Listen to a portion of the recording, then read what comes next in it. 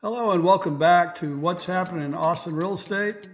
We are at the end of the second week of August 2024, and we got some interesting things to talk about today. This is the beginning of school. The school year is starting this week. We'll see a lot of changes in the traffic pattern and a lot of other things with parents getting their schedule changed and so forth. So it ought to be an interesting week to see what happens in terms of activity with families buttoning up their sales for the end of the summer here. Anyway, let's jump in. Okay, jumping into the activity this week, we had listings go up about 100 units.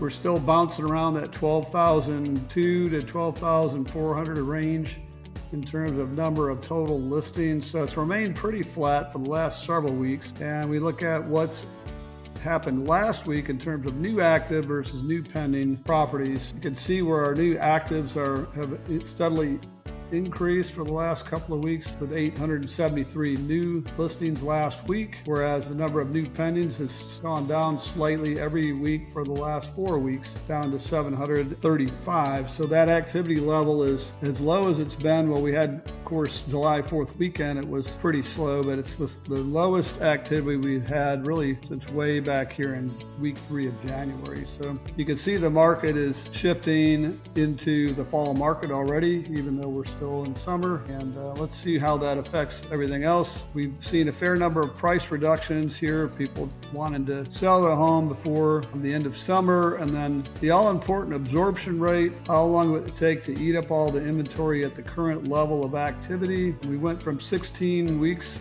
to not quite 17 weeks this last week, and I was looking back at last year's graph.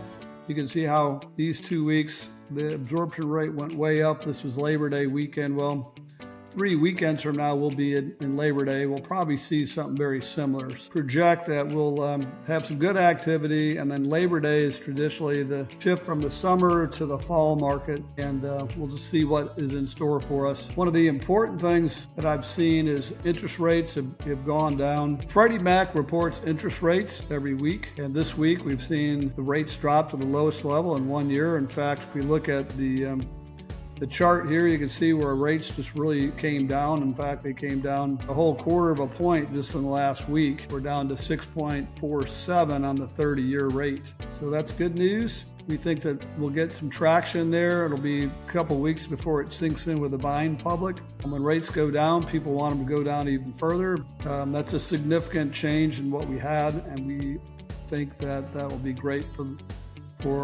buyer demand here, but it's going to take a few weeks before that takes off.